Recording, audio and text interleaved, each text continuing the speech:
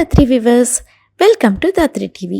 ఈరోజు సద్గునామా సిరీస్లో ఇంకొక కొత్త విషయంలో మీ ముందు వచ్చాము. నా పేరు శోభా నాగేష్.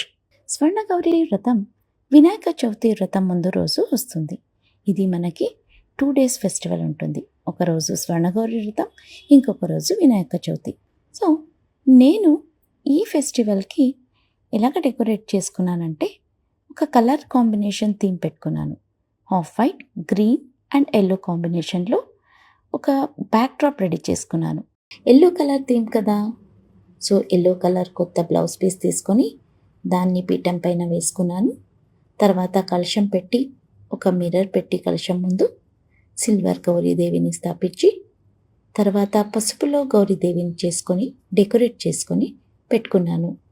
మళ్ళీ మంటపం లోపల కూడా ఎల్లో కలర్ ఫ్లవర్స్లు డెకరేట్ చేశాను.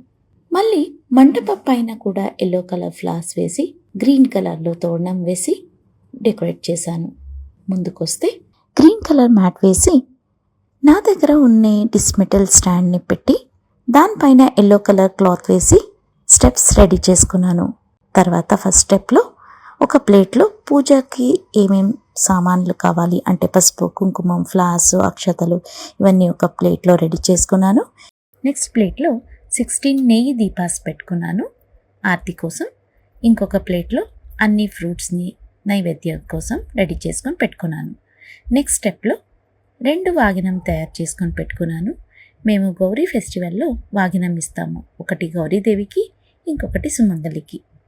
అలాగా ఆ 2 వాగినం కూడా రెడీ చేసుకొని పెట్టుకున్నాను. ముందుకు వస్తే ఎల్లో మళ్ళీ గ్రీన్ కాంబినేషన్లో చిన్నగా ముగ్గురు వేసుకున్నాను. అలాగని గౌరీదేవికి కూడా వాగినం పెట్టి పంపిస్తాము. ఈవినింగ్ పునర్పూజ చేసి, పాట పాడి, ఆరతి చేసి, సుండల్ నైవేద్యాలు పెట్టి, తోడు అంటే గౌరీతో పంపించేటప్పుడు బుత్తి అంటాము, అంటే పెరగన్నం కూడా పంపిస్తాము.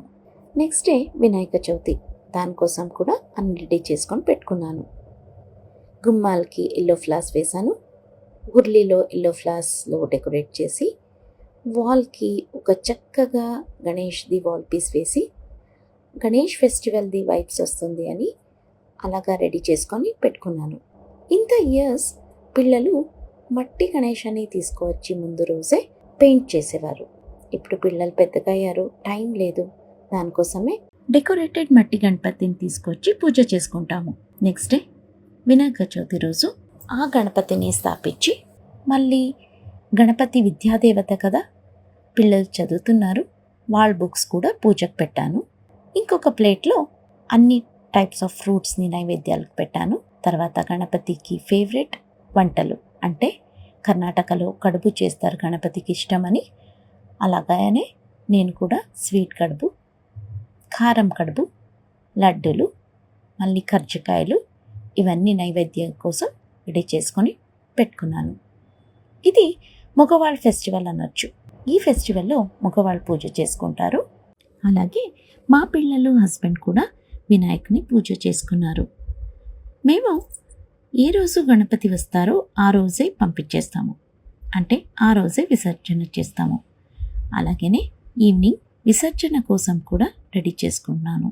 కర్ణాటకలో ఈ ఫెస్టివల్కి ఒక చిన్న బిలీవ్ ఉంది. ఏంటంటే గౌరీదేవి పుట్టింటికి వస్తారు, అంటే ఆడవాళ్ళు పుట్టింటికి వస్తే ఎలాగ సందడి సంభ్రమం ఉంటుంది, అలాగనే గౌరీదేవి కూడా పుట్టింటికి వస్తే అదే సంభ్రమంలో గౌరీదేవికి నచ్చింది వంటలు చేసి, నైవేద్యాలు పెట్టి, పూజ చేసి వాగినం ఇస్తాము.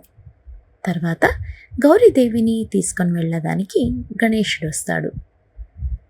గణపతికి ఏది నచ్చుతుంది అవి కూడా వండి పెట్టి పూజ చేసి, అమ్మ కొడుకుని పంపించడానికి అన్ని రెడీ చేసుకొని పెట్టుకుంటాము.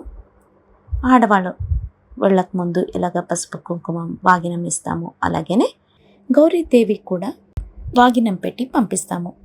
ఈవినింగ్ పునర్పూజ చేసి, పాట పాడి, ఆరతి చేసి, సుండల్ నైవేద్యాన్ని పెట్టి, మళ్ళీ గౌరీదేవికి వాగినం ఇచ్చి, బియ్యంలో వాగినం వేస్తాము, అది ఇచ్చి, తర్వాత గౌరీదేవికి తోడు అంటే గౌరీతో పంపించేటప్పుడు బుత్తి అంటాము, అంటే పెరగన్నం కూడా పంపిస్తాము, అది కూడా పెట్టి పూజ చేస్తాము.